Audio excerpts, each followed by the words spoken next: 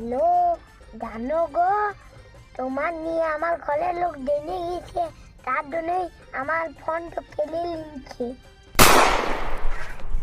আমার হেল্প ভাল লাগবে না গো, এক চুমা দাও।